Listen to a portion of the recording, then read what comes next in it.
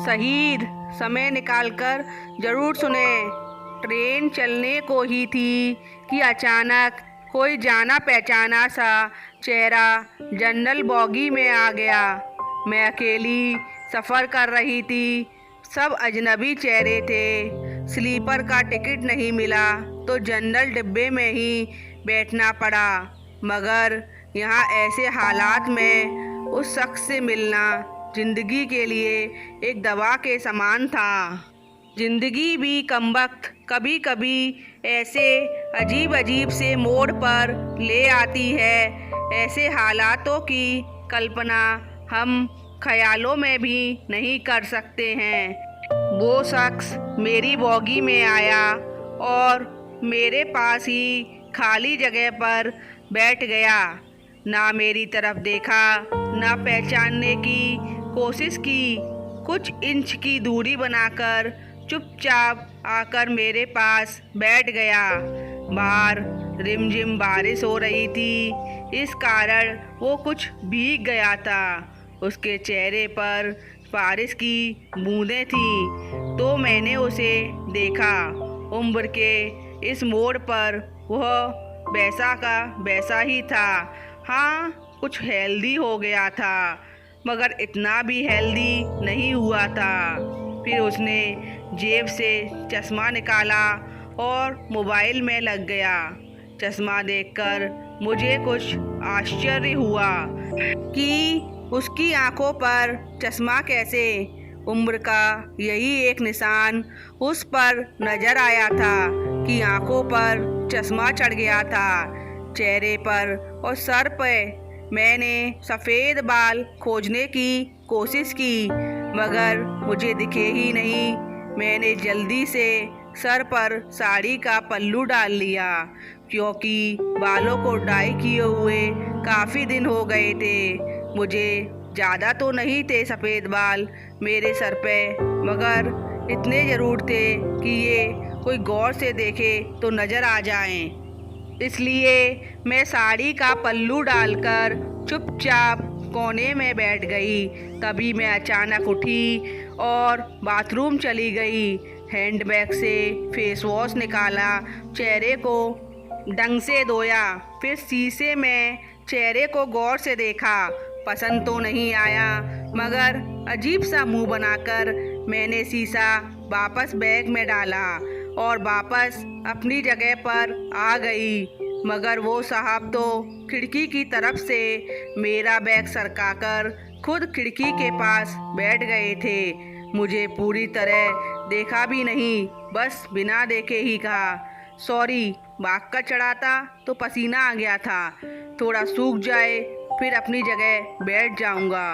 फिर वह अपने मोबाइल में लग गया। मेरी इच्छा जानने की कोशिश भी नहीं की।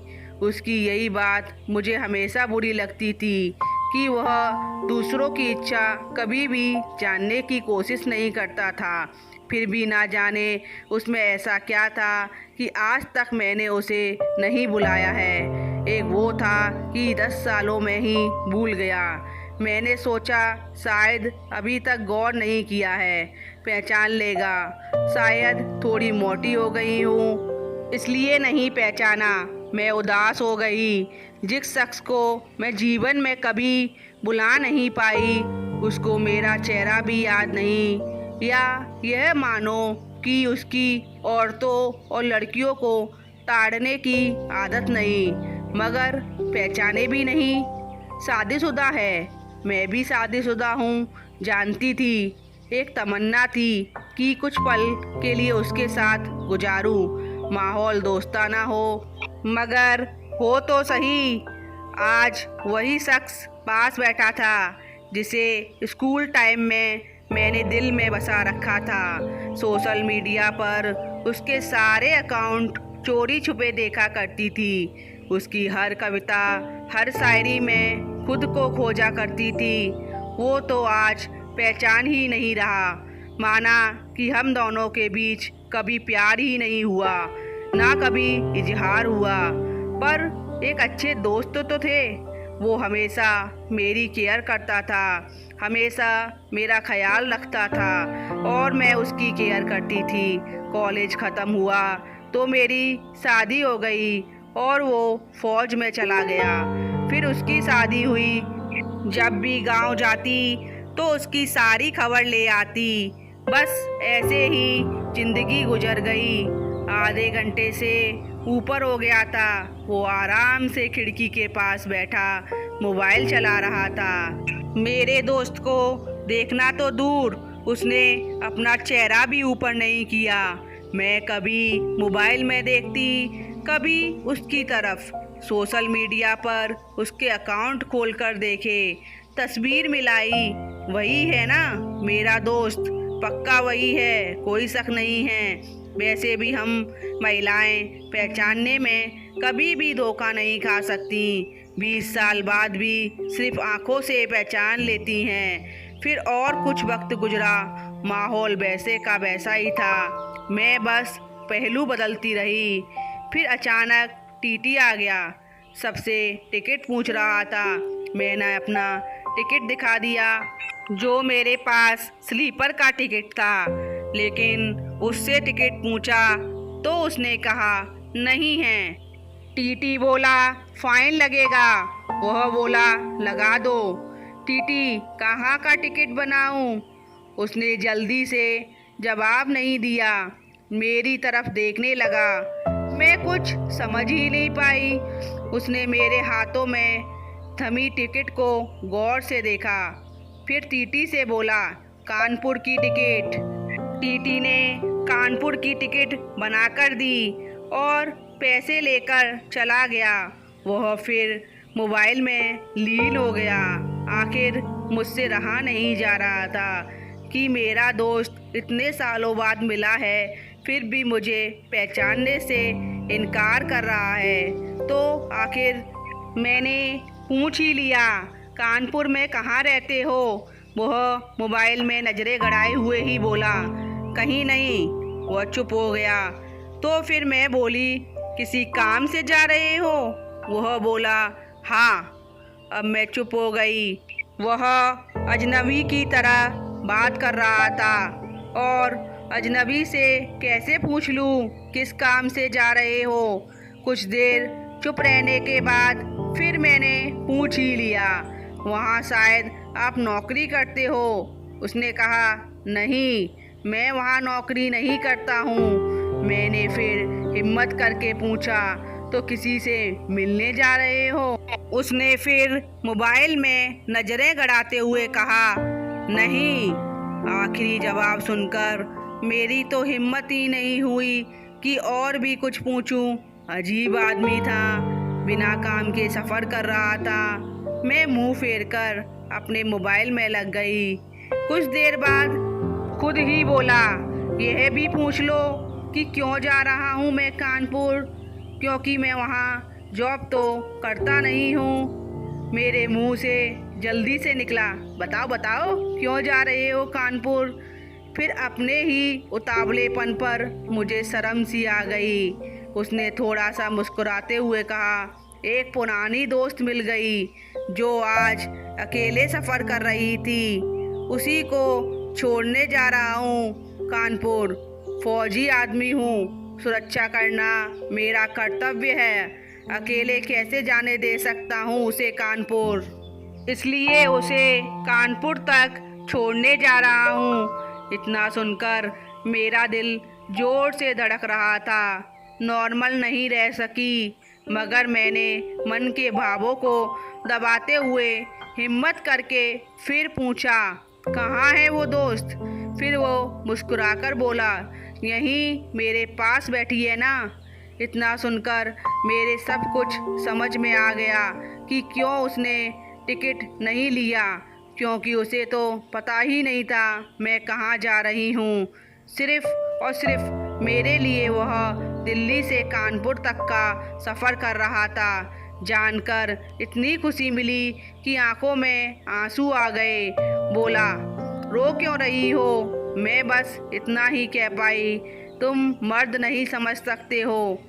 मेरा दोस्त मुझसे बहुत प्यार से बोला क्योंकि मैं थोड़ा बहुत लिख लेता हूँ, इसलिए एक कवि और लेखक भी हूँ।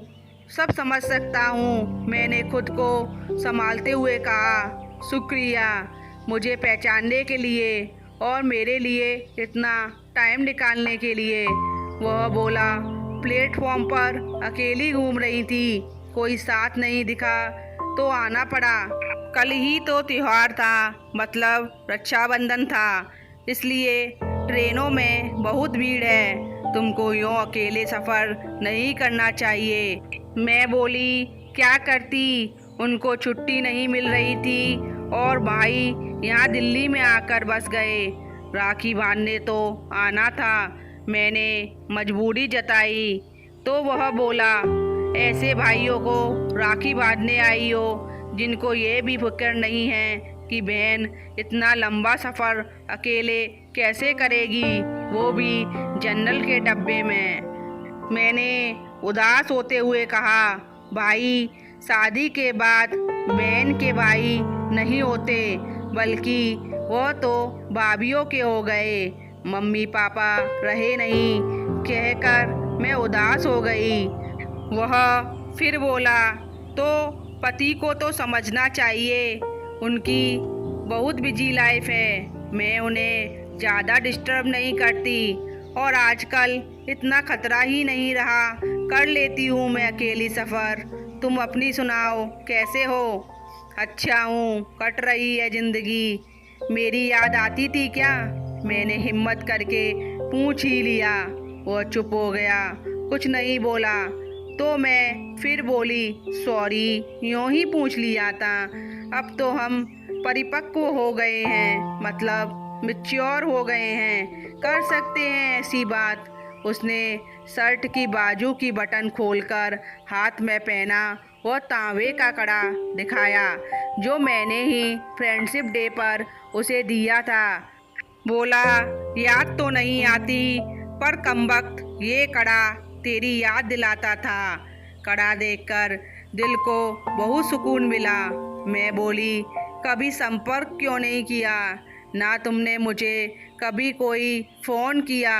वह बोला, डिस्टर्ब नहीं करना चाहता था, तुम्हारी अपनी ज़िंदगी है और मेरी अपनी ज़िंदगी है। मैंने डरते हुए पूछा, तुम्हें छू लूँ? वह बोला, छू सकती हो, पाप नहीं लगेगा। मैं बोली, नहीं, छूने से नहीं लगता। और फिर मैं कानपुर तक उसका हाथ पकड़कर बैठी रही। बहुत सी बातें हुई।